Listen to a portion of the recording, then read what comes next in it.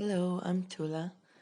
Since my brush collection seems to be growing, I thought I will try some of my brushes out, see what brush strokes I can get with them, and you're welcome to join me as I try each one out and share some thoughts about it. This is the Princeton Neptune number 4 quill. It's imitation squirrel hair, so it's a synthetic brush. It's soft, it's got a nice point to it, and it's very elastic. And when I push my finger into it, it holds the shape that is left, which, as far as I know, is a natural hair trait. I get very nice strokes with it,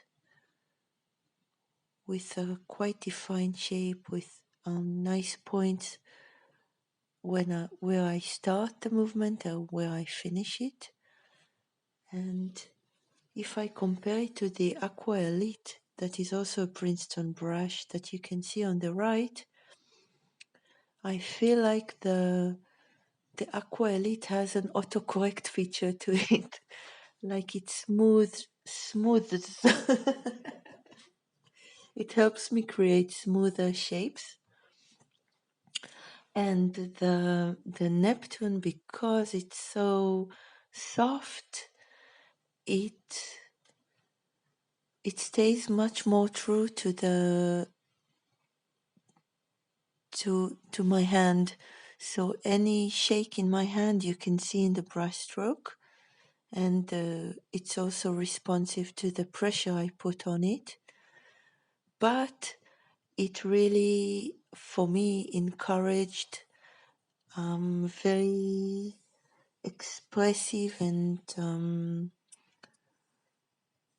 natural flowing lines in a way. So it was a pleasure to use. I don't get very consistent lines with it because again it's very tuned to your hand, to each movement of my hand, each micro movement, and to the pressure. And you can see by the edges of these petal shapes that they look wavy, shaky, because it's responding to me. It's not the softest imitation squirrel hair that I have. I have softer ones, but it's I think so an in between. So it's fairly very soft,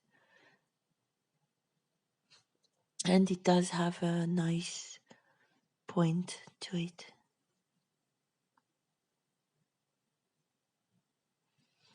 I think with the soft brushes, the better your control of the brush in matters of movement and pressure, the better results you can get with them.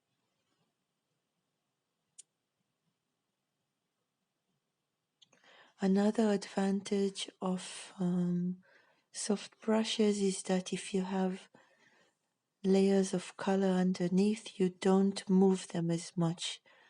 The abrasion on the paper there isn't a lot of abrasion to the surface.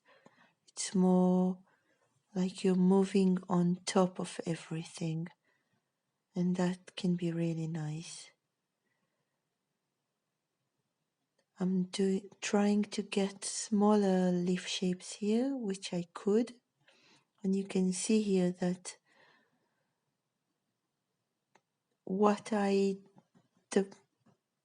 it's very responsive to when I push the brush down and when I lift it, and any shakiness is there on the paper. This paper is the Lana Lanaquarelle cold pressed cotton paper, and on cotton you get a lot less blooms, so I think with this sort of brush you can get quite a lot of blooms if you're not in control again. So overall, a very nice expressive brush. So this is it. I would love to hear your thoughts about this brush or your experience with it. I hope it helps you in deciding whether to buy it or not. I would really love to hear anything you have to say about it. And if you liked or found this video helpful, I hope you consider liking it and subscribing to my channel. And you're welcome to watch other videos I'm making in this series in this playlist. Thank you so much. Bye bye.